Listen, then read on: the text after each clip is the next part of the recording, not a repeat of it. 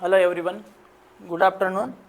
तो बेटा हम डिस्कस कर रहे थे एवोल्यूशन के बारे में डिस्कस कर रहे थे। तो एवोल्यूशन में हमने क्या क्या डिस्कस किया बच्चों?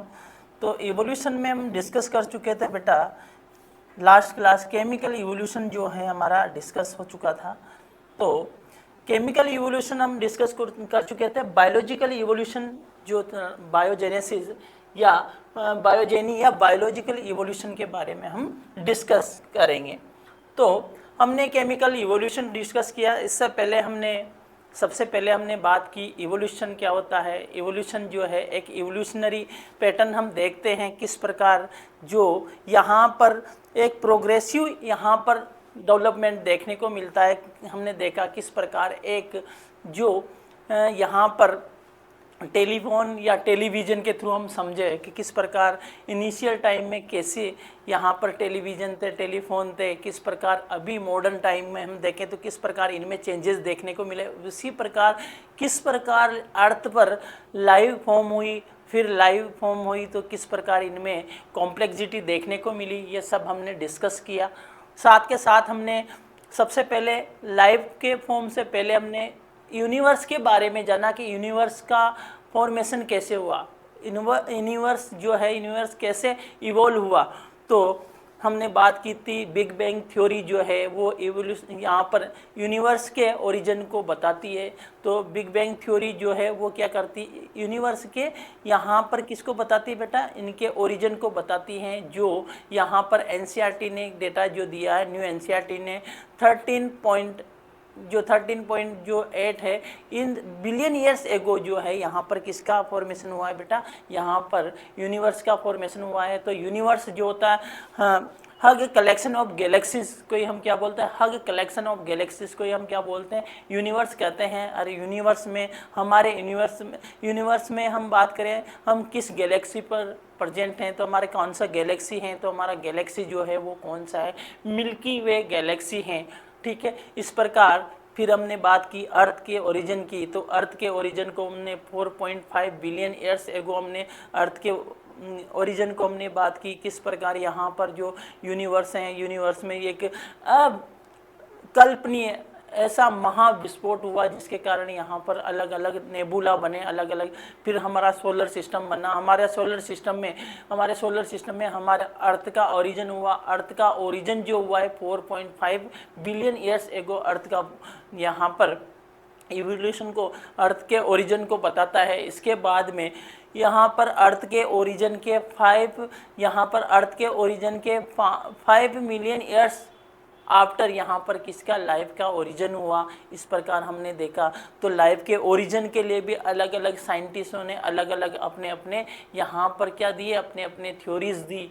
किसमें, स्पेशल क्रिएशन थ्योरी हो गई, अबायोजेनेसिस थ्योरी हो गई, यहाँ पर पेनस्पर्मिया हो गया, अबायोजेनेसिस थ्योरी हो गई, बायोजेनेसिस थ्योरी हो गई। तो फिर इसके बाद में हमने किस प्रकार यहाँ पर इनिशियल जो अर्थ थी, इनिशियल अर्थ पर किस प्रकार का एनवायरनमेंट था उसको हमने बात की, उसके बारे में हमने डिस्कस किया।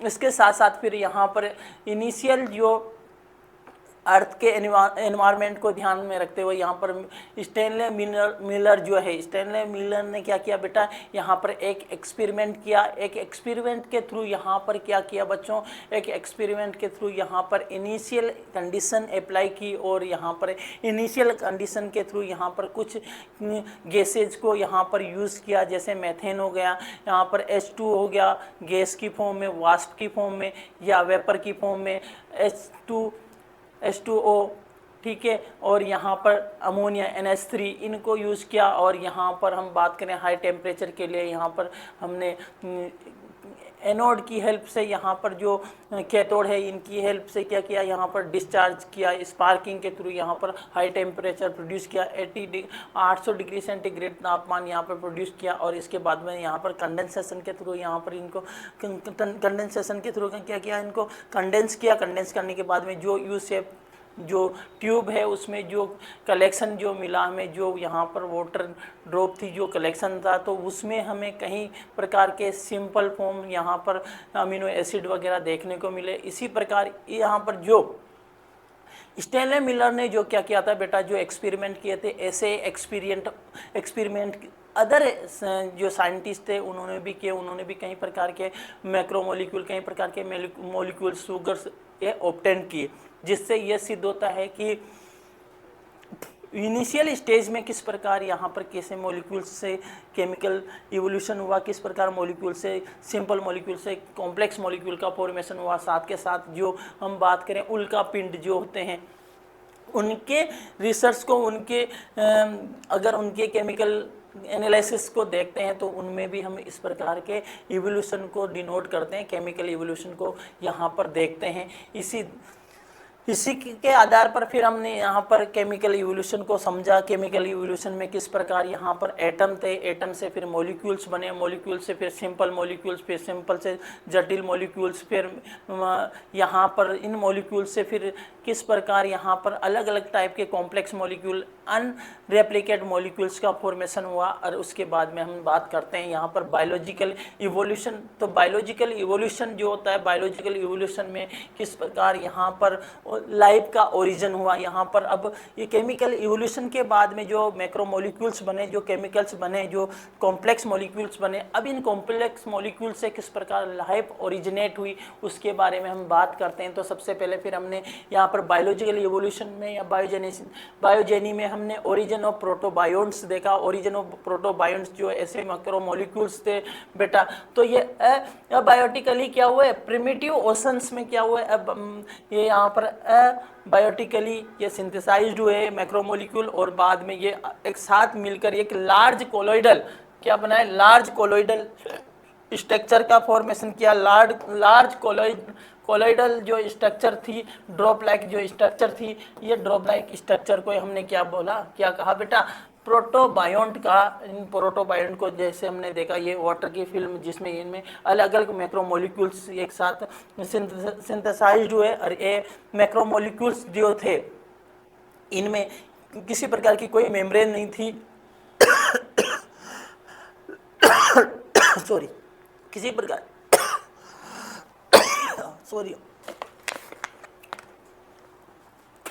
सॉरी बच्चों,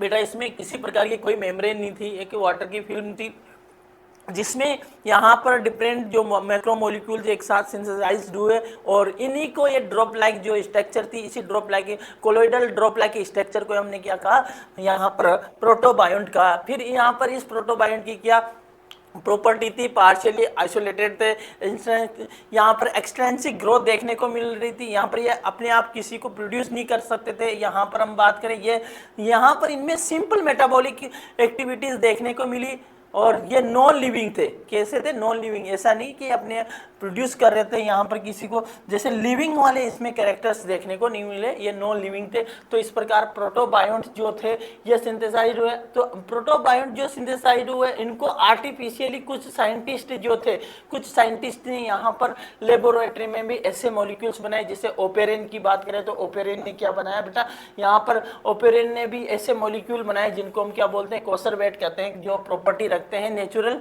प्रोटोबायोंट की तरह। यहाँ पर क्या देखने को मिलते हैं बेटा, प्रोटो जो कोसरवेट जो यहाँ पर ओपेरिन ने जो कोसरवेट का फॉर्मेशन किया है लेबोरेटरी में, तो ये कोसरवेट जो थे ये क्या नेचुरल जो यहाँ पर जो नेचुरल जो प्रोटोबायोंट्स थे वैसे यहाँ पर प्रॉपर्टी देखने को मिलता था। यहाँ पर किसी प्रकार की विदाउट ए लिपिड मेम्ब्रेन थी यहाँ पर, ठीक है। इसके बाद में यहाँ पर सिडनी पॉक्स जो हैं, सिडनी पॉक्स ने भी इसी प्रकार के प्रोटोबायोंट्स का फॉर्मेशन किया। माइक्रोस्कोपिक प्रोटीनॉइड्स यहाँ पर बनाए, जो यहाँ पर जो माइक्रोस्कोपिक प्रोटीनॉइड्स बनाए जिसमें लिपिड कोड देखने को मिलता है, जिनको हमने क्या बोला, माइक्रोस्फीयर का। माइक्रोस्फीयर तो यहाँ पर लिपिड की मेम्ब्रेन देखने को मिलती है, इसमें प्रोटीन जो प्रेजेंट होते हैं उनको माइक्रो क्या कहा बेटा, माइक्रोस्फीयर कहा। जो किसने बताया था, सिडनी पॉक्स ने। इसके बाद में हम बात करते हैं ओरिजिन ऑफ प्रोटोसेल्स, ईओबायोन्ट्स। सबसे पहले बात करते हैं ओरिजिन ऑफ यहाँ पर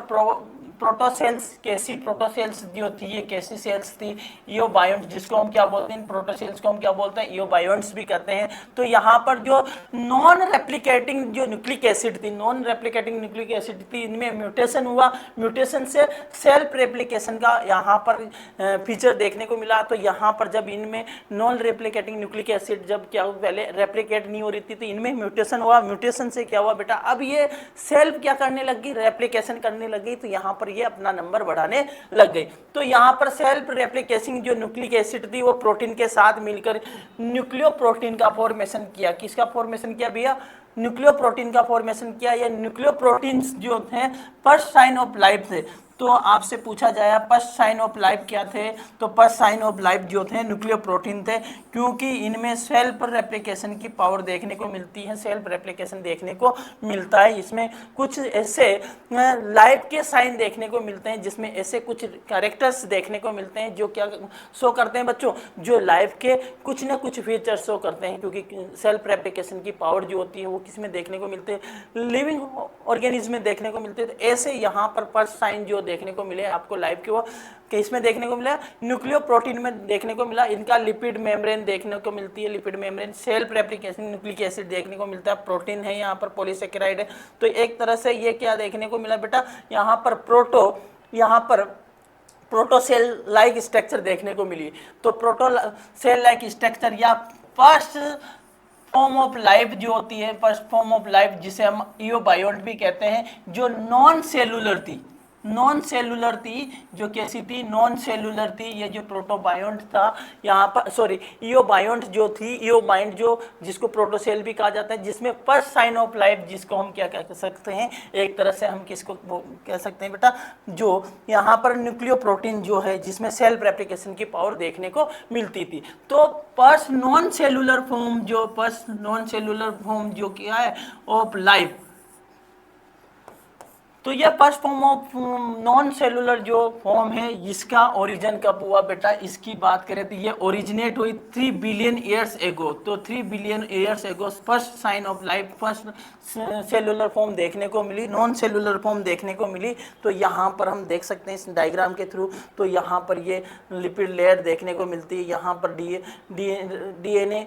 इसके साथ साथ हम बात करते हैं यहाँ पर जो अदर मैक्रोमोलिक्यूल्स यहाँ पर देखने को मिलता है। तो अल्टमान जो है, अल्टमान ने क्या किया था बेटा, अल्टमान जो है, जो साइंटिस्ट हैं, इन्होंने 1980 में डिस्कवर किया सम RNA मॉलिक्यूल्स जो हैं उनको डिस्कवर किया, जिसमें एंजाइमेटिक एक्टिविटी देखने को मिलती है। जिसमें क्या देखने को मिलती है बच्चों, एंजाइमेटिक एक्टिविटी देखने को मिलती है, जिसको बोलते हैं राइबोसोम, जिसको क्या कहा जाता है बेटा, राइबोसोम। तो राइबोसोम को डिस्कवर किसने किया था, यहाँ पर अल्टमान ने 1980 में किया था। तो यहाँ पर जो अल्टमान थे, इन्होंने सम RNA मॉलिक्यूल्स जिनमें क्या कौन सी एक्टिविटी थी, यहाँ पर एंजाइमेटिक एक्टिविटी देखने को मिली थी, एंजाइमेटिक एक्टिविटी देखने को मिली बच्चों। और ये एंजाइमेटिक एक्टिविटी जो होती है, जिसको कौन से RNA मॉलिक्यूल्स में देखने को मिली, जिनको राइबोजाइम कहा गया, जिनमें एंजाइमेटिक एक्टिविटी देखने को मिली। इसके साथ साथ जो this mean that at the time of origin of life, इसका मतलब ये हुआ कि बेटा जब ओरिजिन ऑफ लाइफ के टाइम पे जो RNA मॉलिक्यूल्स थे, क्योंकि फर्स्ट अब पहले RNA मॉलिक्यूल्स थे DNA से पहले, तो RNA molecule could carry out all the process of life, replication, protein formation, enzymatic activity ETC। तो क्योंकि पहले यहाँ पर म्यूटेशन हुआ न्यूक्लिक एसिड में म्यूटेशन होने से क्या हुआ बेटा, इनमें सेल्फ रेप्लिकेटिंग की पावर देखने को मिली। तो यहाँ पर जो RNA मॉलिक्यूल्स थे, ये पहले RNA मॉलिक्यूल्स थे, तो इनमें ऐसी यहाँ पर क्या हुआ, ऐसे म्यूटेशन से ऐसी यहाँ पर कुछ कैरेक्टर्स डेवलप हुए, जैसे ये खुद यहाँ पर रेप्लिकेशन कर सकें, यहाँ पर प्रोटीन का फॉर्मेशन कर सकें, यहाँ पर एंजाइमेटिक एक्टिविटी कर सकें। तो ऐसे मॉलिक्यूल्स जो थे, ये ओरिजिन ऑफ लाइफ के टाइम पर ऐसे मॉलिक्यूल पहले प्रोड्यूस है, जो रेप्लिकेशन, प्रोटीन या एंजाइमेटिक और भी एक्टिविटी यहाँ पर देखने को मिले, without help of other protein या DNA। बिना प्रोटीन और DNA की हेल्प से जो RNA मॉलिक्यूल जो है, बिना प्रोटीन या DNA की हेल्प से खुद क्या करने लगा, यहाँ पर प्रोटीन का फॉर्मेशन करने लगा, खुद यहाँ पर अपना एक RNA से दूसरा RNA का फॉर्मेशन करने लगा। इसके साथ साथ कुछ एंजाइमेटिक एक्टिविटी देखने को मिली। तो यहाँ पर hence this concept is called RNA world, जिसको हम क्या बोल सकते हैं, इस कंसेप्ट को आरएनए वर्ड। जो आरएनए वर्ड जो है इसने ही सबसे पहले ऐसे सिम्टम्स, ऐसे यहाँ पर जो लाइफ के जो लिविंग लाइफ जो यहाँ पर कुछ यहाँ पर क्या देखने को मिलते, कैरेक्टर्स, कुछ फीचर्स देखने को मिलते, वो किसमें, यहाँ पर कुछ मॉलिक्यूल्स में देखने को मिले, जिनको हम आरएनए, जिनमें एंजाइमेटिक एक्टिविटी देखने को मिले, जो खुद ही क्या करने लगा, बिना आरएनए, बिना प्रोटीन, बिना डीएनए के प्रोटीन बनाने लग गया, खुद का आरएनए का फॉर्मेशन करने लगा, खुद के यहाँ एंजाइमेटिक यहाँ पर एक्टिविटी शुरू करने लग गया, जिसको हम बोलते हैं आरएनए वर्ड। ठीक है बच्चों, तो यहाँ पर बात करते हैं origin of first cellular form prokaryotes. तो पहले, सबसे पहले हम बात करते हैं, सबसे पहले यूकैरियोट से पहले प्रोकैरियोटिक सेल का फॉर्मेशन हुआ। तो फर्स्ट सेलुलर फॉर्म, सबसे पहले असेलुलर फॉर्म जो यहाँ पर ओरिजिनेट हुई, असेलुलर फॉर्म जो यहाँ पर ओरिजिनेट हुई बच्चों, ये कब ओरिजिनेट हुई बेटा, ये जो 3 बिलियन ईयर्स एगो यहाँ पर ओरिजिनेट हुई। अब इसके बाद में हम बात करेंगे फर्स्ट सेलुलर फॉर्म की बात करेंगे। तो फर्स्ट सेलुलर फॉर्म किस प्रकार यहाँ पर असेलुलर फॉर्म में क्या क्या यहाँ पर चेंजेज हुए, क्या क्या यहाँ पर चेंजेस के कारण यहाँ पर क्या देखने को मिले। तो यहाँ पर फर्स्ट सेलुलर फॉर्म का फॉर्मेशन हुआ। तो यहाँ पर हम बात करते हैं कि as a result of mutation protocell become more complex and efficient is using the material available in the surrounding medium and evolve in prokaryotic cell। तो अब इस प्रकार जो यहाँ पर जो बेटा यहाँ पर जो प्रोटोसेल थी, यहाँ पर जो नॉन सेलुलर जो प्रोटोसेल थी या यूबायोन्ट थी, अब इनमें क्या हुआ, यहाँ पर ये जो अपनी सराउंडिंग जो ओशंस थे, जहाँ अपने सराउंडिंग में जो मटेरियल थे, उन मटेरियल को यूज़ करने लग गई। यूज़ करने से ये अब ये प्रोटोसेल थी, ये प्रोटोसेल किस में कन्वर्ट होगी, यहाँ पर प्रोकैरियोटिक सेल में यहाँ पर कन्वर्ट हो गई, क्योंकि ये जो सेल थी अब किसका यूज़ करने लगे, अपने सराउंडिंग में जो मॉलिक्यूल्स थे, अपने सराउंडिंग, हमने मीडियम में जो मॉलिक्यूल्स थे, उन मटेरियल का यूज़ करते करते अब इनमें चेंजेज हुआ म्यूटेशन के कारण, और ये प्रोटो जो सेल थी, प्रोटोसेल किस में बदल गई बेटा, यहाँ पर प्रोकैरियोटिक सेल में बदल गई। जिस प्रकार आरएनए में म्यूटेशन हुआ, आरएनए में म्यूटेशन से ये किस में कन्वर्ट हो गया, आरएनए डीएनए में कन्वर्ट हो गया। और यहाँ पर राइबोजाइम और प्रोटीन जो होती हैं, ये ऑर्गेनाइज्ड होकर राइबोसोम बना लेते हैं। ये अब जो सेल में आपको क्या देखने को, राइबोजाइम भी देखने को मिलता है, प्रोटीन भी, आरएनए राइबोजाइम भी है, प्रोटीन भी बना रहा है, और भी। तो अब इनमें ये ऑर्गेनाइज होकर क्या बना लेते हैं, राइबोसोम बना लेते हैं, राइबोसोम्स बना लेते हैं। तो अब राइबोसोम्स जो होता है, यहाँ पर राइबोसोम बनने से क्या होगा, ये प्रोकैरियोटिक सेल में कन्वर्ट हो गई, या जो प्रोटोसेल थी, अब यहाँ पर राइबोसोम स्ट्रक्चर का फॉर्मेशन हो गया। तो यहाँ पर अब किसमें बदल गई, क्योंकि राइबोसोम जो देखने को मिलता है प्रोकैरियोटिक सेल में, यूकैरियोटिक सेल में भी देखने को मिलता है प्रोकैरियोटिक, परंतु पहले प्रोकैरियोटिक सेल का फॉर्मेशन होता है, जैसे प्लाज्मा मेम्ब्रेन, डीएनए, आरएनए से डीएनए का फॉर्मेशन हुआ, राइबोसोम्स बने। तो ये एंसेस्ट्रल प्रोकैरियोटिक सेल बनी। एंसेस्ट्रल प्रोकैरियोटिक सेल जो बनी, ये म्यूटेशन के थ्रू क्या हुआ, यहाँ पर जो प्रोटोबायोन्ट्स थे, उन प्रोटोबायोन्ट में कुछ चेंजेज हुए। नॉन सेलुलर जो सेल थी, प्रोटोसेल थी, उनमें चेंजेज हुए। चेंजेज होने से क्या हुआ, ये सराउंडिंग से मटेरियल को, अपने मीडियम से मटेरियल को लेने लगे, धीरे धीरे इनमें चेंजेज हुआ। और ये जो आरएनए था, तो आरएनए डीएनए में कन्वर्ट हुआ म्यूटेशन के थ्रू, और राइबोजाइम और प्रोटीन जो बन रहे थे, ये ऑर्गेनाइज होकर राइबोसोम में कन्वर्ट हो गए। ठीक है बच्चों, तो first cellular form of life did not possible और originate till about 2000 million years ago. तो यहाँ कहा गया है कि लगभग हम बात करें तो 2 बिलियन ईयर्स तक पॉसिबल है, कि 2 बिलियन ईयर्स तक तो क्या है, यहाँ पर फर्स्ट सेलुलर फॉर्म ओरिजिनेट नहीं होगी। 2 बिलियन ईयर्स के बाद में क्या हुआ, यहाँ पर फर्स्ट सेलुलर फॉर्म का फॉर्मेशन। फर्स्ट सेलुलर, यहाँ first cell were probably chemoheterotrophs and anaerobic. तो यहाँ पर जो फर्स्ट सेलुलर फॉर्म का फॉर्मेशन हुआ, ये फर्स्ट सेलुलर फॉर्म जो थी वो कैसे थे बेटा, कीमोहेटेरोट्रोप्स थे, कीमोहेटेरोट्रोप्स थे, साथ के साथ ये कीमोहेटेरोट्रोप्स थे, एनएरोबिक थे। तो क्योंकि यहाँ पर प्रिमिटिव कंडीशन थी, तो वहाँ पर ऑक्सीजन अभी हमें देखने को नहीं मिली, तो वहाँ पर ये क्या थे, एनएरोबिक फॉर्म यहाँ पर देखने को मिली। तो फर्स्ट फॉर्म ऑफ लाइफ जो देखने को, फर्स्ट सेलुलर फॉर्म जो देखने को मिली, वो फर्स्ट सेल कैसी थी बेटा, वो प्रोबेबली कीमोहेटेरोट्रोप्स थे जो एनएरोबिक भी थे। This version of a biogenesis, the first form of life arose slowly through evolutionary process from non-living molecule which the majority accept sorry। तो यहाँ पर क्या हुआ, इस प्रकार क्या हुआ, यहाँ पर अबायोजेनेसिस से ही किसका फॉर्मेशन हुआ, the first form of life arose slowly through evolutionary process from non-living molecules which the majority accept। ठीक है, however once formed, how the first cell forms of life could have evolved into the complex biodiversity of today is a fascinating story that will be discussed in organic evolution।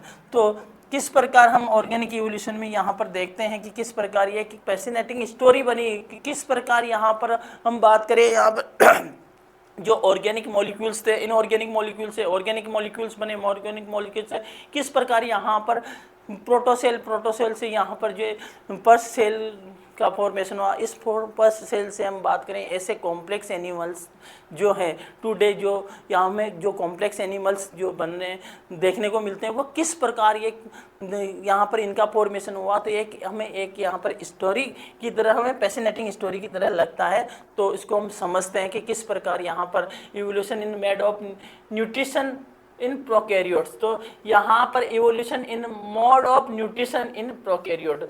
तो यहाँ prokaryote तो कैसे, किस प्रकार, तो हम बात करें सबसे पहले जो प्रोकैरियोट्स बने थे, ये कीमोहेटेरोट्रोप्स थे। कैसे थे बेटा, कीमोहेटेरोट्रोप्स थे।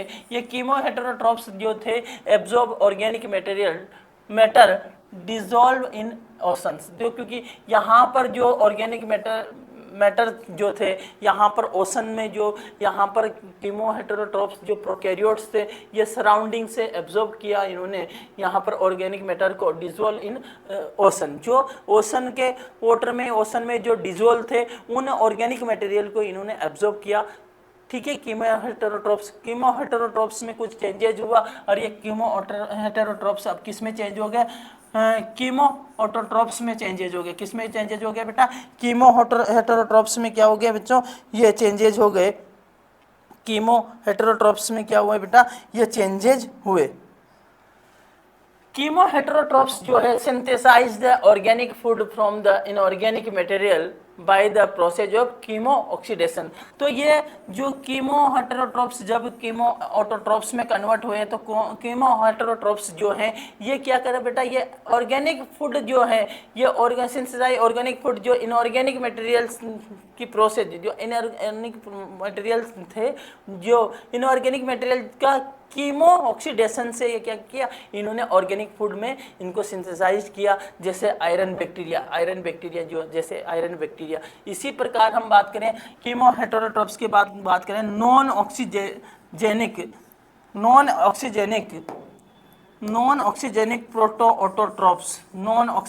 प्रोटोऑटोट्रोप्स। अब यहाँ पर क्या हुआ बेटा, यहाँ पर नॉन ऑक्सीजेनिक प्रोटोऑटोट्रोप्स। तो यहाँ पर कीमोऑटोट्रोप्स से क्या बने, यहाँ पर नॉन ऑक्सीजेनिक प्रोटोऑटोट्रोप्स का फॉर्मेशन हुआ। इन्होंने क्या किया, कार्बन डाइऑक्साइड और H2S का यूज करके सनलाइट और यहाँ पर क्लोरोफिल, जो बैक्टीरिया में जो क्लोरोफिल है, इसकी हेल्प से जो सनलाइट को यूज करके इन्होंने क्या बनाना, ग्लूकोज और सल्फर का फॉर्मेशन करने लगे। ग्लूकोज और सल्फर जब बढ़ने लगे, जैसे सल्फर बैक्टीरिया, तो अब यहाँ पर जो क्लोरोफिल है, अब बैक्टीरियो क्लोरोफिल में जैसे म्यूटेशन हुआ, बैक्टीरियो क्लोरोफिल में म्यूटेशन हुआ, तो एक बैक्टीरियो क्लोरोफिल में कन्वर्ट हुआ।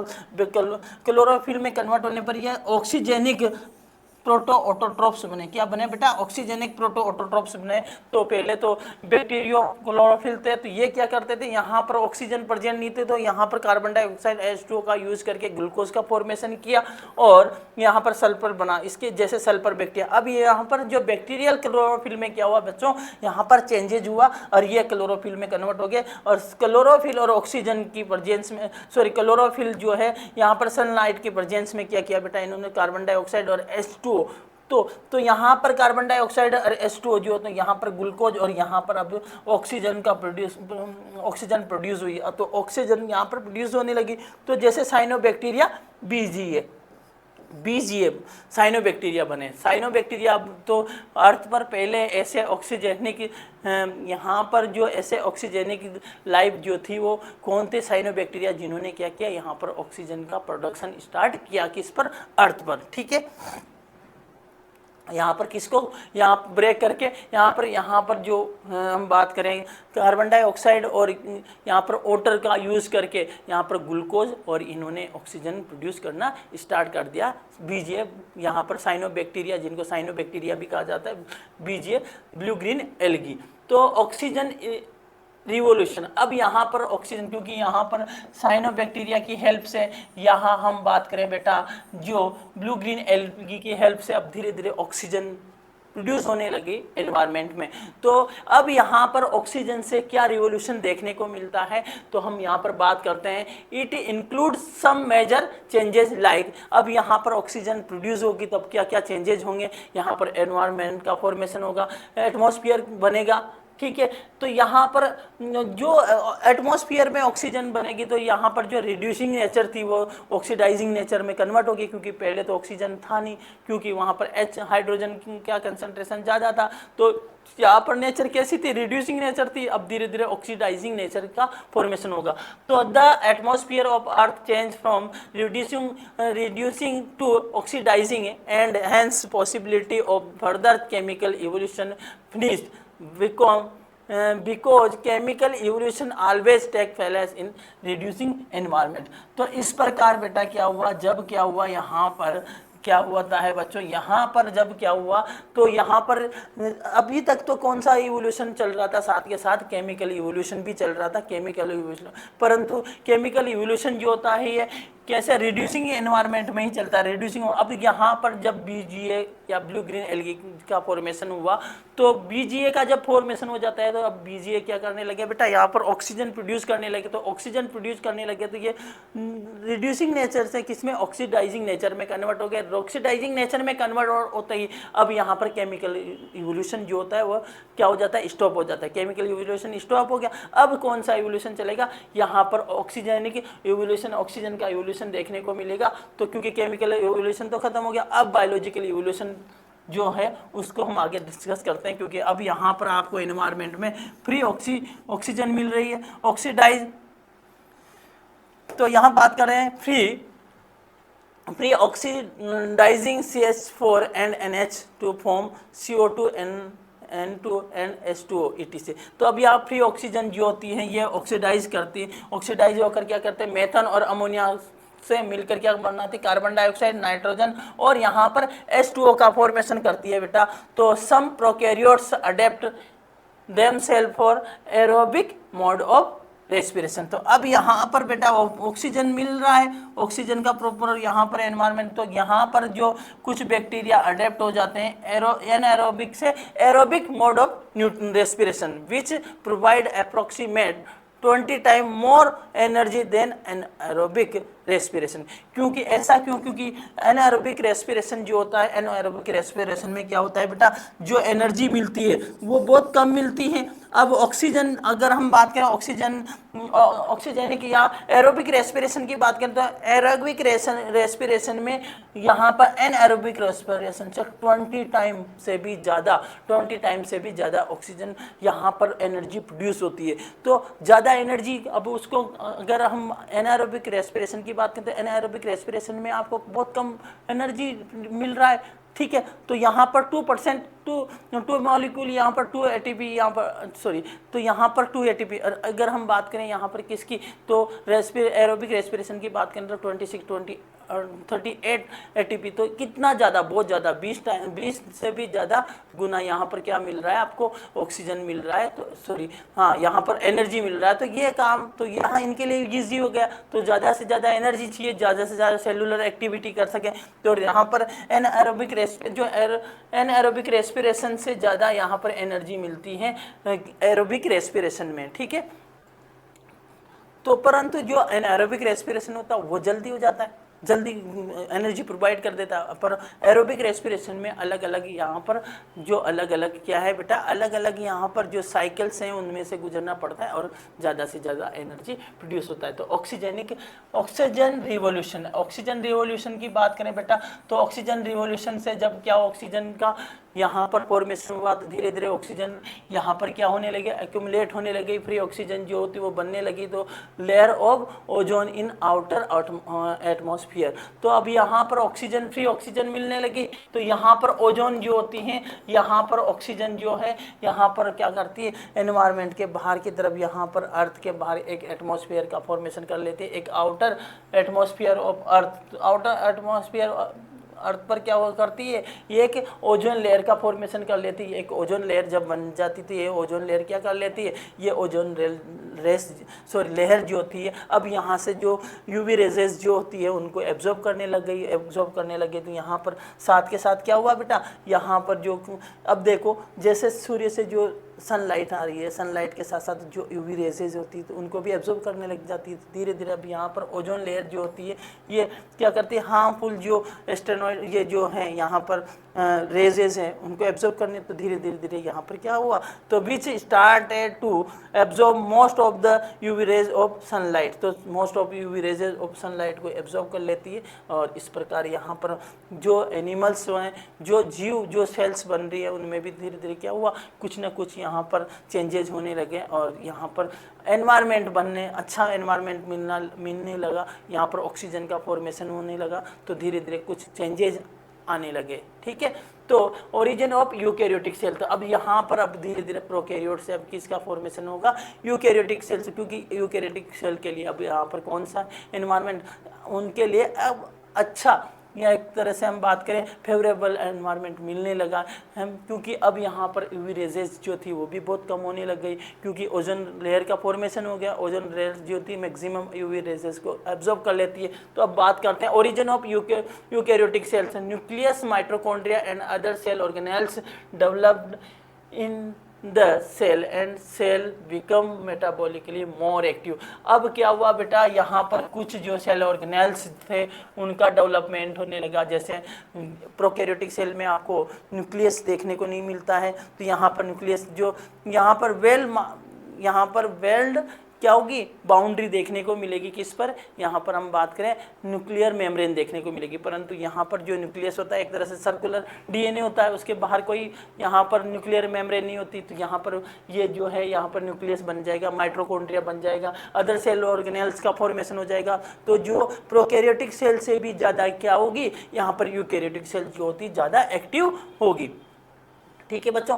इसके साथ साथ हम बात करें, तो इसके साथ साथ हम बात करें बेटा, तो इसके साथ साथ यहाँ पर की बात करते हैं ओरिजिन ऑफ यूकैरियोटिक सेल्स में हम बात करें कि these free living unicellular eukaryotes organism originate about 3.5 billion years एगो, 3.5 बिलियन ईयर्स अगो इन प्रिमिटिव ओशन। अब यहाँ पर क्या हुआ, अब यहाँ पर यूनिसेलुलर यहाँ पर कैसे बेटा, यहाँ पर यूनिसेलुलर यूकैरियोटिक ऑर्गेनिज्म का फॉर्मेशन होने लगा, क्योंकि अब यहाँ पर क्या हुआ, यहाँ पर बात करें तो कब 1.5 बिलियन ईयर्स पर यहाँ पर क्या हुआ, 1.5 बिलियन ईयर्स एगो अब यहाँ पर यूकैरियोटिक ऑर्गेनिज्म का, यूनिसेलुलर ऑर्गेनिज्म का फॉर्मेशन होने लगा, ठीक है। इसके बाद में किस प्रकार how mitochondria and plastid formed, तो यहाँ पर बात करें infolding in the plasma membrane of an ancestral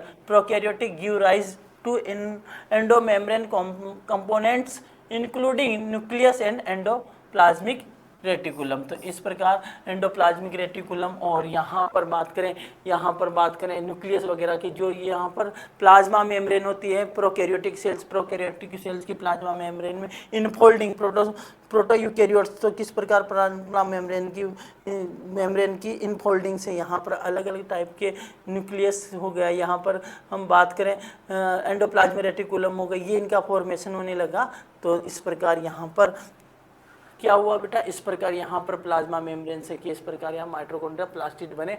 तो यहाँ पर ये जैसे न्यूक्लियस बन गया, न्यूक्लियस हो गया, इसके बाहर की तरफ ये न्यूक्लियर मेम्ब्रेन हो गई, यहाँ एंडोप्लाज्मिक रेटिकुलम का फॉर्मेशन हुआ।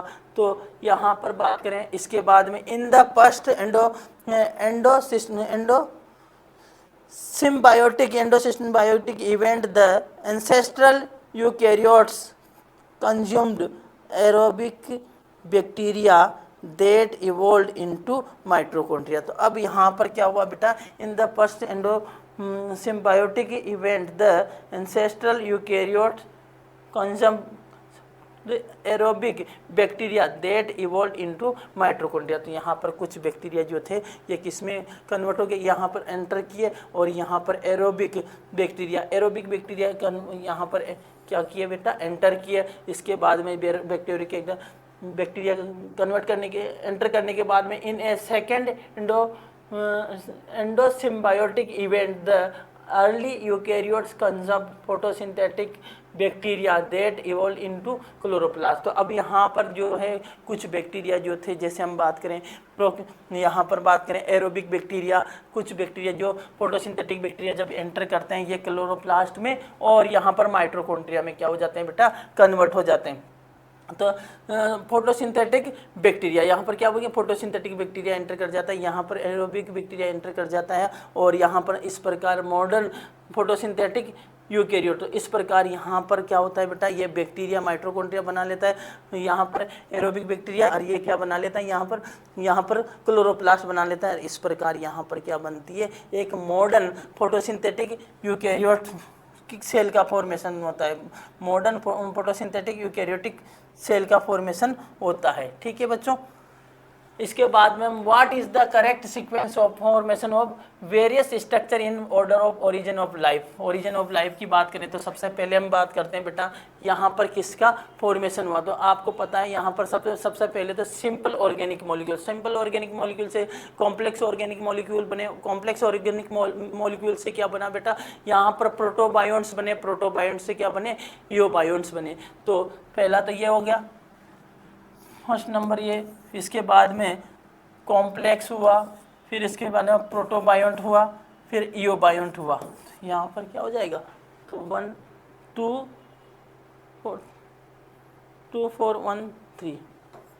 ठीक है, इसके बाद में हम बात करते हैं identify the correct match from column first and column second. तो यहाँ पर मैच द कॉलम टाइप का क्वेश्चन है। मैच द कॉलम टाइप के क्वेश्चन सबसे ज़्यादा आते हैं, आपको भी पता है। तो मैच द कॉलम टाइप के क्वेश्चन, तो आपको ये डेटा जो दे रखे हैं बहुत अच्छे से याद रखना है। ओरिजिन ऑफ यूनिवर्स की बात करें बेटा, तो ओरिजिन ऑफ यूनिवर्स की बात करें तो ओरिजिन ऑफ यूनिवर्स जो 20 बिलियन ईयर्स है, जो आपकी ओल्ड एनसीईआरटी के अकॉर्डिंग, या 13.8 बिलियन ईयर्स जो है ये किसके अकॉर्डिंग नहीं है, एनसीईआरटी के अकॉर्डिंग। ठीक है, इसके अलावा हम बात करें यहाँ पर ओरिजिन ऑफ अर्थ की बात करें तो 4.5। ठीक है बच्चों, इसके बाद में हम बात करें first non cellular form of life या अपीयरेंस ऑफ फर्स्ट लाइफ यहाँ पर क्या 3 और तो यहाँ पर बात करें बेटा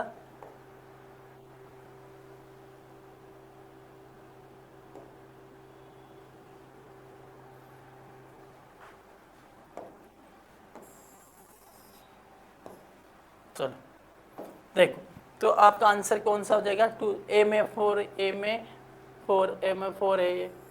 ठीक है, इसके बाद में ए में 4 हो गया। ठीक है, अब इसके बाद में हम बात करें बी में ए में 5 है, बी में क्या है 4 है। ठीक है, बी में 4 हो गया। सी में हम बात करें बेटा, सी में क्या हो जाएगा अपना, कहाँ है फर्स्ट कहाँ है सी, अपीयरेंस ऑफ फर्स्ट फर्स्ट हो जाएगा, appearance of first life first, ठीक है।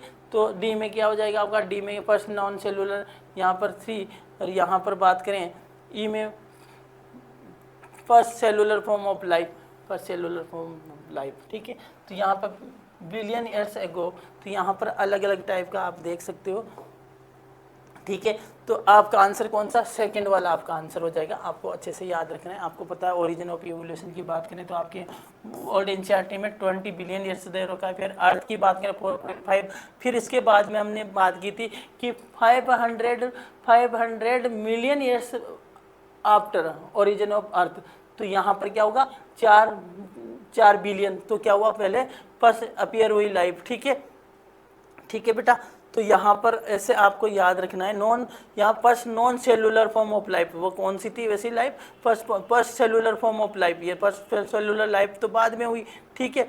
तो यहाँ पर जो है इस प्रकार आप क्या कर सकते हो, यहाँ पर क्या लगा सकते हो, यहाँ पर याद रख सकते हो जो हमने थ्योरी में जो दिया था उसके अकॉर्डिंग आप क्या कर सकते हो, याद रख सकते हो, ठीक है। पूरे डेटा को बहुत अच्छे से याद रख सकते हो कि किस प्रकार इस क्वेश्चन को फिर आप सोल्व करना कि किस प्रकार यहाँ पर यूनिवर्स का कहाँ पे फर्स्ट फॉर्म, तो 1.5 बिलियन में क्या हुआ, 2 बिलियन आफ्टर 2 बिलियन यहाँ पर किसका फॉर्मेशन हुआ, ठीक है। ऐसे प्रोटोसेल्स हो गया, फिर हमने बात की ईओबाइंड प्रोटोसेल्स हो गया, फिर उसके बाद में first sign of life 3 billion years, ऐसे आपको सारे ये डेटा जो दे रखा है उसको बहुत अच्छे से याद रखना है, ऐसे वो बनाना है आपको, ठीक है। सेलेक्ट द करेक्ट स्टेटमेंट, ये आपको क्या करना है, करेक्ट स्टेटमेंट सेलेक्ट करना है। Life originate on earth after 4 billion years of origin of earth, नहीं यहाँ पर ओरिजिन ऑफ अर्थ के 4 बिलियन नहीं, यहाँ पर हमने बात की थी कितनी बेटा, 500 मिलियन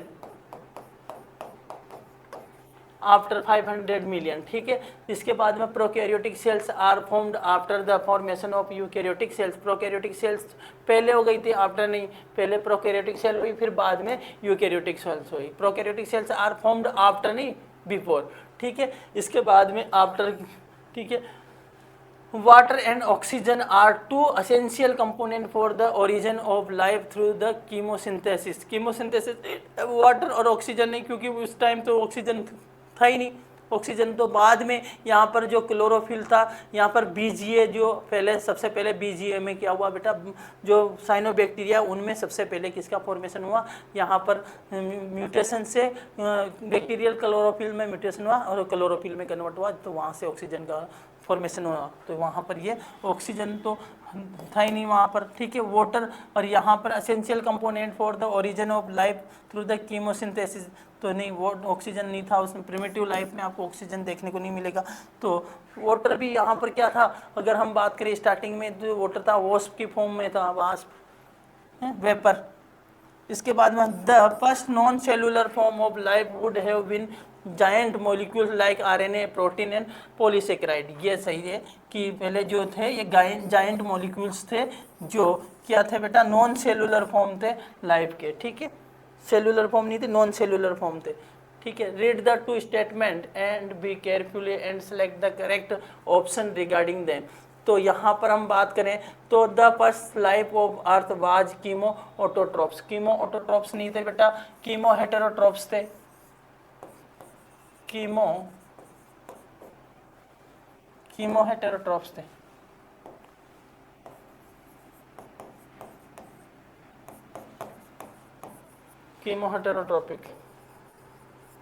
कीमो हेटेरोट्रॉपिक थे, है ना, ठीक है। तो ये नहीं थे, एनोर कीमो हेटेरोट्रॉपिक थे, तो ये तो रॉन्ग हो गया। The protobionts could exhibit simple metabolic and could not reproduce, ठीक है, ये सही है। तो फर्स्ट स्टेटमेंट तो आपका रॉन्ग है, सेकंड आपका करेक्ट है। तो second, first incorrect, second correct, ठीक है। तो ये सेकंड ऑप्शन आपका सही होगा। अब हम बात करते हैं यहाँ पर, नेक्स्ट बात करते हैं बच्चों, तो a brief account of evolution. तो यहाँ पर ब्रीफ अकाउंट ऑफ इवोल्यूशन की बात करें तो आपको याद रखना है 5 मिलियन ईयर्स एगो, 5 मिलियन ईयर्स एगो क्या हुआ था बेटा, यहाँ पर कौन बने थे, इनवर्टिब्रेट्स का फॉर्मेशन हुआ था। और 500 मिलियन ईयर्स एगो, 500 मिलियन ईयर्स एगो पहले इनवर्टिब्रेट्स का फॉर्मेशन। इससे पहले, इसके बाद में हम बात करें 350 मिलियन ईयर्स 350 मिलियन ईयर्स में आपको क्या देखने को, जोलेस फिशेज आपको फॉर्मेशन, जोलेस फिशेज जो थी शिलाकेंत वगैरह इनका फॉर्मेशन, सॉरी हाँ, तो शिलाकेंत वगैरह इनका फॉर्मेशन हुआ 320 जो थे मिलियन ईयर्स एगो क्या बना हुआ, सी वीड्स एंड फेव प्लांट्स जो थे इनका यहाँ पर ओरिजिन हुआ। ठीक है, तो ये डेटा जो है आपको बहुत अच्छे से याद रखना है, यहाँ से भी क्वेश्चंस पूछे जाते हैं तो आपको याद रखना। तो इन्वर्टिब्रेट्स कब बने, तो यहाँ पर हम बात करें 500 मिलियन ईयर्स इन्वर्टिब्रेट्स, यहाँ पर 350 मिलियन ईयर्स एगो क्या जोलेस फिशेस यहाँ पर देखने को मिले, और 320 मिलियन ईयर्स एगो आपको सी वीड्स एंड कुछ प्लांट्स जो थे वो देखने को मिले। ठीक है, the first organism that invaded land were water, तो यहाँ पर जो फर्स्ट ऑर्गेनिज्म था बेटा कहाँ से, वाटर से, जो फर्स्ट ऑर्गेनिज्म था वाटर से कहाँ आया, वाटर से लैंड पर आया, वो क्या था, प्लांट था। वाटर से लैंड पर आने वाला कौन था, the first organism that invaded land were plant, तो जो लैंड पर सबसे पहले इन्वेडेड हुआ वो कौन थे, वो तो प्लांट थे। ठीक है, coelacanth and lobefin evolve into the first amphibian, तो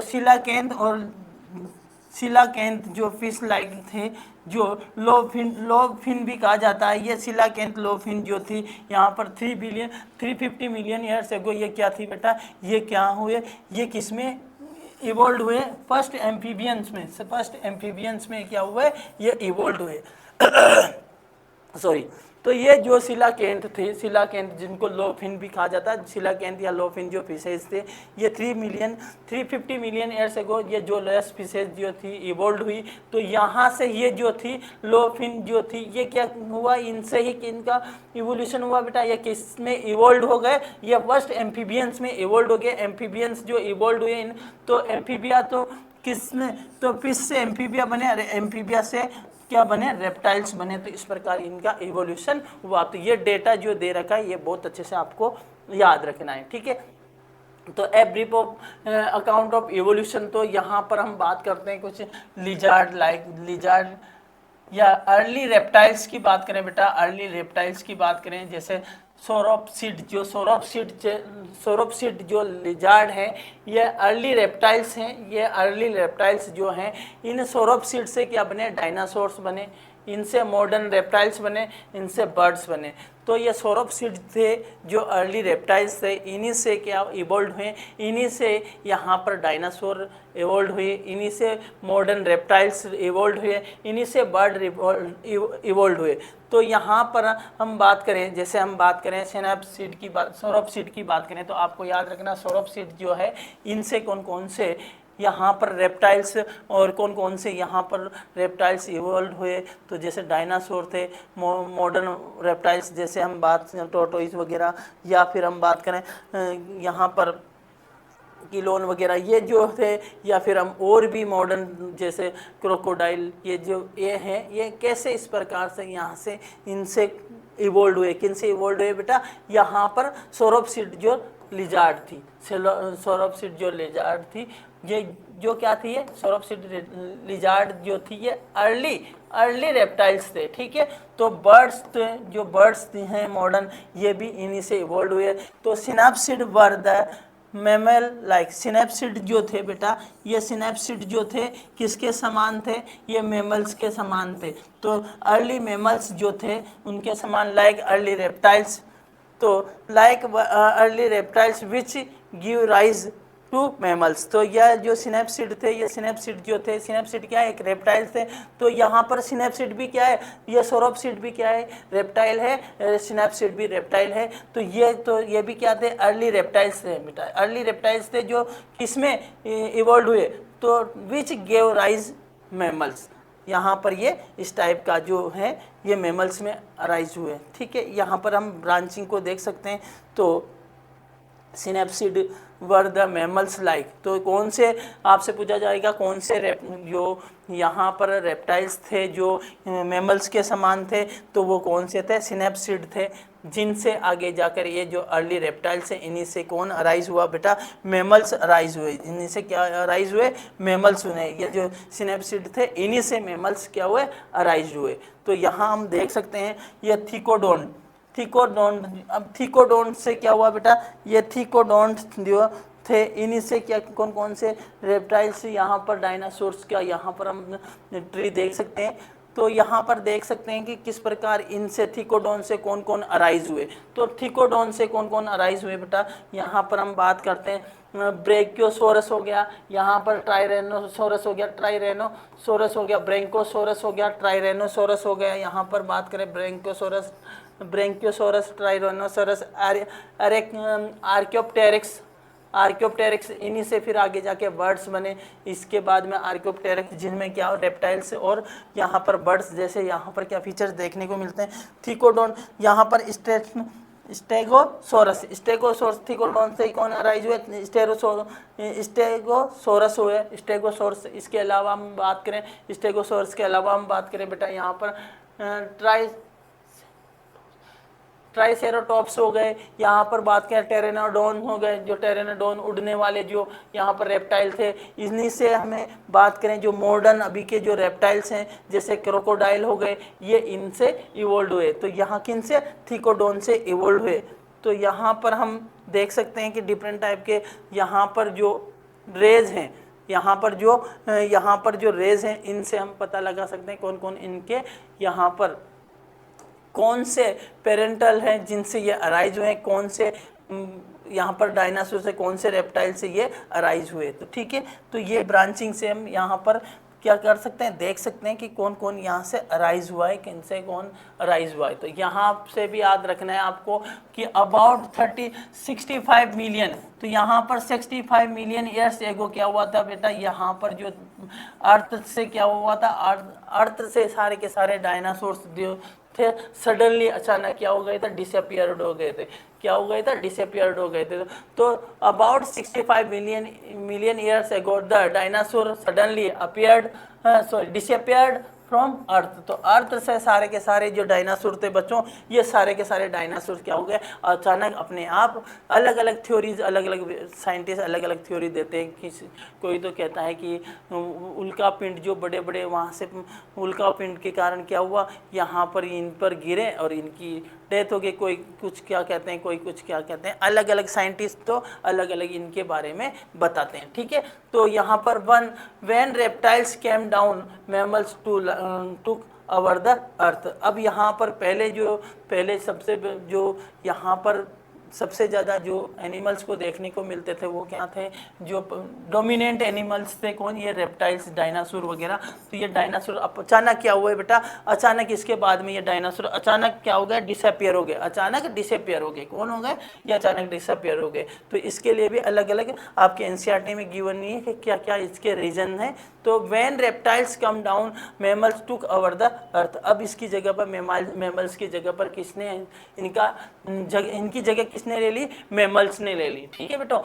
तो इसके बाद में बच्चों आपको याद रखना, ये भी जो टेबल है बहुत अच्छी, बहुत इंपॉर्टेंट टेबल है। यहाँ से भी आपसे क्वेश्चन पूछ लिया जाता है कि यहाँ पर अलग अलग इपोच दे रखे हैं, यहाँ पर अलग अलग पीरियड दे रखे हैं, यहाँ पर अलग अलग एरा दे रखे हैं, और यहाँ पर कौन कौन सा पार्ट है, किस एरा में कौन सा यहाँ पर जो लाइफ फॉर्म हुई है, कौन सा यहाँ पर पार्ट जो है ओरिजिनेट हुआ है, कौन सा लाइफ फॉर्म हुई है, उसके बारे में यहाँ पर बताते हैं। तो यहाँ पर बात करते हैं, ये अलग अलग एरा की बात करते हैं। तो यहाँ पर हम बात करें तो pre Cambrian origin of life, pre Cambrian की बात करें तो प्री कैम्बियन में आपको सबसे पहले क्या देखने को मिला? प्री कैम्बियन में जो ओरिजिन ऑफ लाइफ की बात करते हैं बेटा, ओरिजिन ऑफ लाइफ की बात करें प्री कैम्बियन में आपको सबसे पहले मल्टी सेलुलर ऑर्गेनिज्म अपीयर्ड हुए। अर्ली बैक्टीरिया जैसे स्ट्रोमेटोलाइट, स्ट्रोमोलाइट्स जो थे। तो आपको हम बात करें प्री कैम्बियन जो यहाँ पर ईरा है, प्री कैम्बियन ईरा जो है इसमें पहले सबसे पहले ओरिजिन ऑफ लाइफ की बात करें तो ओरिजिन ऑफ लाइफ में सबसे पहले कौन कौन सी लाइफ ओरिजिन हुई, जो मल्टी सेलुलर ऑर्गेनिज्म हैं अपीयर्ड हुए थे अर्ली बैक्टीरिया से। अर्ली बैक्टीरिया से यहाँ पर क्या मल्टी सेलुलर ऑर्गेनिज्म क्या हुए थे बेटा, यहाँ मल्टी सेलुलर ऑर्गेनिज्म यहाँ पर अपीयर्ड हुए थे अर्ली बैक्टीरिया से, जैसे स्ट्रोमेटोलाइटिस से। ठीक है, इसके बाद में हम बात करते हैं पेलियोजोइक ईरा की बात करें तो पेलियोजोइक ईरा को हमने अलग अलग पीरियड में यहाँ पर डिवाइड कर दिया। पेलियोजोइक ईरा को हमने कैम्ब्रियन में, ऑर्डोविशियन में, सिलूरियन में, डिवोनियन में, यहाँ पर कार्बोनिफेरस में, परमियन में। तो अलग अलग यहाँ पर 1 2 3 4 5 6, तो 6 यहाँ पर जो पेलियोजोइक ईरा है इसको 6 पीरियड में हमने डिवाइड कर दिया। तो सबसे पहले कैम्ब्रियन पीरियड की बात करें तो कैम्ब्रियन में क्या हुआ बेटा,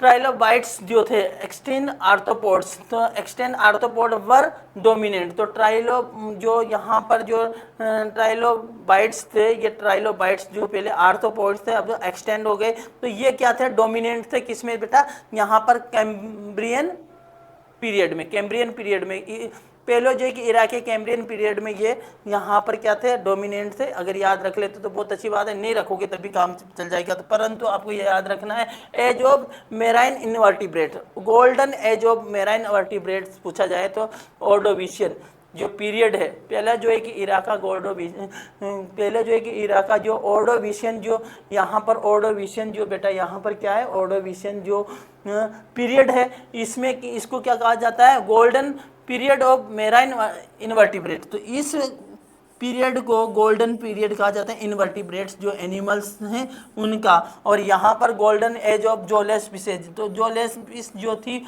उनका गोल्डन पीरियड किसको कहा जाता है बेटा, यहाँ पर सिलूरियन जो पीरियड है उसको कहा जाता है। और गोल्डन एज ऑफ पाइसिस की बात करें, गोल्डन एज ऑफ फिशेज की बात करें तो वो कौन सा है, तो ये है डिवोनियन पीरियड। डिवोनियन पीरियड जो है इसको क्या कहा जाता है, डिवोनियन पीरियड को गोल्डन पीरियड ऑफ पाइसिस भी कहा जाता है। इसके बाद में कार्बोनिफेरस को कहा जाए, कार्बोनिफेरस जो है बेटा, कार्बोनिफेरस मतलब यहाँ पर आपको क्या देखने को मिलेगा, फर्न एंड सीड प्लांट्स देखने को मिलेंगे। गोल्डन एज ऑफ एम्फीबिया, तो गोल्डन एज ऑफ एम्फीबिया जो है वो कार्बोनिफेरस है। और परमियन जो है सिनेप्सिड मेमेलियन लाइक रेप्टाइल्स जिन्हीं से कौन अराइज हुए थे, मेमल्स अराइज हुए थे। तो प्रीमियन काल में आपको ये देखने को सिनेप्सिड जो ओरिजिन हुए, इनका एवोल्यूशन हुआ, इनका ओरिजिन हुआ।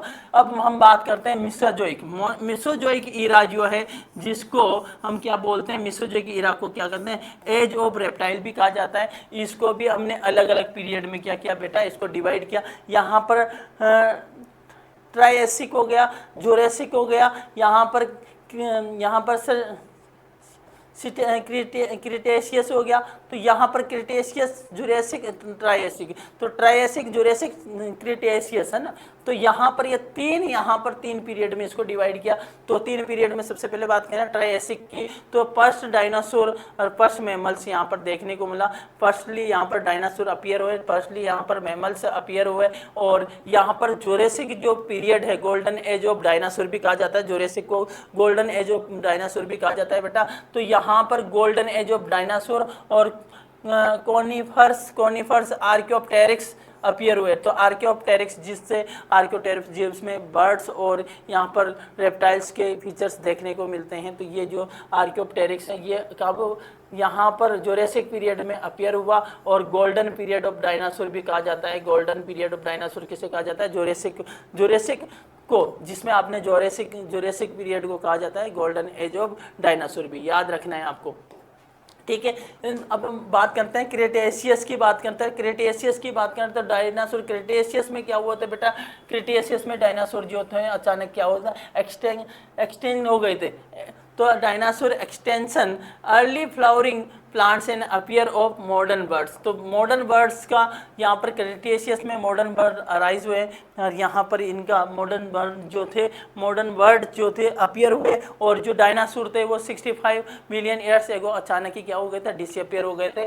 तो इसके बाद में हम बात करते हैं यहाँ पर किसकी, कौन से सिनोजोइक ईरा की बात करते हैं। सिनोजोइक एज ऑफ बर्ड्स भी कहा जाता है, एज ऑफ मैमल्स भी कहा जाता है और एज ऑफ एंजियोस्पर्म भी कहा जाता है। तो इसको ट्राइएसिक में और क्वाटरनरी में इसको क्या किया, क्वाटरनरी में डिवाइड किया, यहाँ पर दो पीरियड में किया। तो यहाँ पर ट्राइएसिक ट्रसरी और क्वाड्रनरी। ट्रसरी की बात कर रहे हैं तो अर्ली प्राइमेट्स यहाँ पर देखने को मिलते हैं, अर्ली प्राइमेट्स का यहाँ पर ये देखने को मिलता है, डोमिनेंसी देखने को मिलती है। अर्ली प्राइमेट्स यहाँ पर अराइज हुए और एंजियोस्पर्म यहाँ पर आइस एज भी कहा जाता है। किसको आइस एज, सिनोजोइक जो पीरियड है, सिनोजोइक की जो पीरियड है, कौन सा सिनोजोइक एरा का पीरियड क्वाटरनरी है, जिसको एज ऑफ मैन भी कहा जाता है। इसमें आइज एज भी कहा जाता है, आइस एज भी कहा जाता है। Angiosperm birds and mammals are dominant. तो यहाँ पर होलोसिन जो इपोच है, होलोसिन इपोच जो है किसका, क्वाटरनरी पीरियड का। तो इसको हम आइस एज भी कहते हैं।